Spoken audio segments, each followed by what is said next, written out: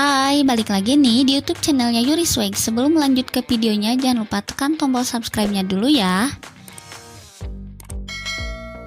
Di episode selanjutnya, sepertinya Haejin dan Kepala Hong ada kesalahpahaman ya guys. Haejin mengira kalau Kepala Hong adalah pria cabul dan Kepala Hong pun dipukul oleh Haejin.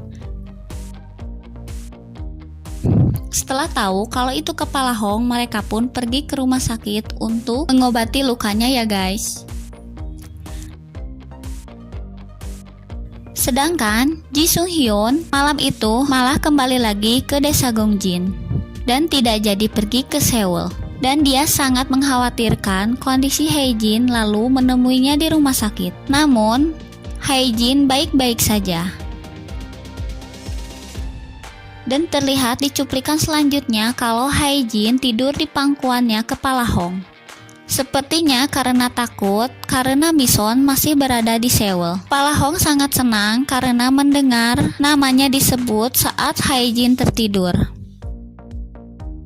Kemudian Ji Sung Hyun menyatakan perasaannya kepada Haejin.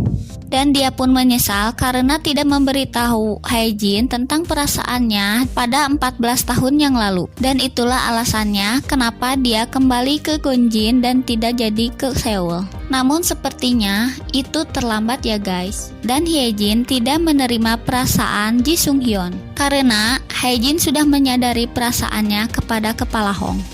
Kalau dia sudah menyukai Kepala Hong.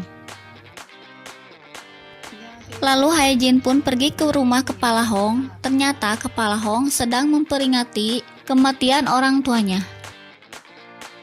Lalu Haejin pun terlihat di pusat perbelanjaan bersama Mison. Lalu Mison pun kesal karena Haejin selalu membicarakan Gongjin apapun yang mereka lakukan. Sepertinya Haejin mendapatkan dorongan dari Mison untuk menyatakan perasaannya duluan kepada Kepala Hong. Setelah pulang dari sana, Haejin pun langsung menemui Kepala Hong di rumahnya. Namun sepertinya Kepala Hong sedang tidak ada di rumahnya dan sedang berada di tepi laut.